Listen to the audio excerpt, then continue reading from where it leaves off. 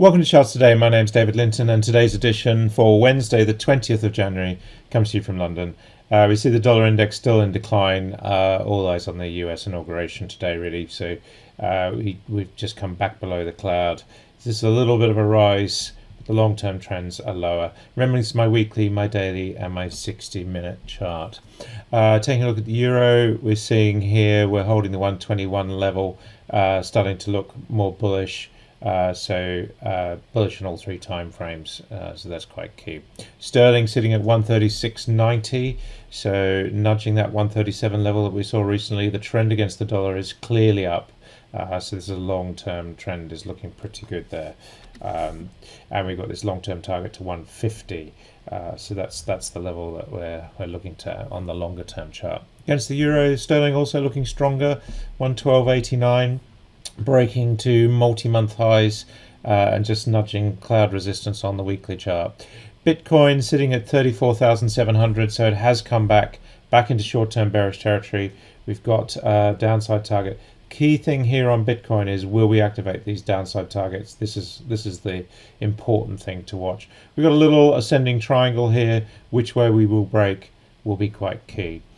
The S&P 500 was up 0.8% yesterday, and the Nasdaq was also higher, so we are just seeing markets taking everything in their stride. The Dow was up 0.7%, and the futures this morning looking higher as well. So we've got the E-mini S&P up 0.3% and the Nasdaq 0.6% higher on the future, so that's looking pretty good. The VIX volatility down 3% into the low 20s, bearish in all three time frames. That means the fear is not in the fear index. Taking a look at the DAX in Germany, we are up 0.5% this morning, holding that break to higher levels just.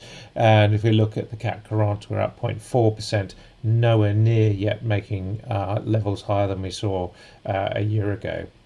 The Japanese market was down 0.4%, and the Hang Seng was up 1%. We've seen Hong Kong really rocketing over the last couple of weeks, and we're seeing that showing up in the 60-minute chart, just going to the moon there, so that's quite key.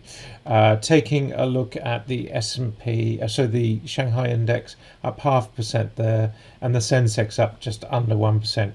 Also heading for the moon. That's looking pretty bullish too, and the Aussie market was up 0.4%. Gold is sitting at 1855, just up under 1%, back into short-term bullish territory. Big question is, are we forming support on the cloud now on the daily, and will we break higher? Silver also pushing higher as well, and copper sitting flat but still in a very clear uptrend. US 10-year yields sitting at 1.1%, so just short-term bearish there. Maybe finding some long-term cloud resistance, but the trend does seem to be going through quite a big transition.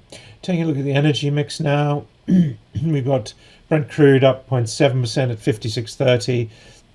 Still very much a bullish trend, not making new highs yet, but bullish trend there. We were neutral for this week. We have actually risen quite a bit, so that's quite key there. And the WTI price also pushing higher. US nat gas sitting at 250. That has fallen. We were bearish on nat gas this week, and that's sinking lower. Downside targets, which you just can't ignore, so that's quite key. Coal, we're into the new contract now, so coal sitting in this range, and if we look at emissions, we're up 0.3% at 33 euros this morning. Gas markets continuing to recover off their fallback. We're up 3% on MBP. We've got a target some 7% higher. TTF, we're up 4%, so we've got a push off the bottom there. Interestingly, we're at higher levels than we were at the start of the month, so we found a higher low, which is good news for the price. German power back above the 50 euro mark, looking better. No clear upside targets on the 1-minute chart, so that's something to watch. And if we look at Nordic power, we're up 2%. Lots of support lines there. That's it for today. Until tomorrow, happy charting. See you then.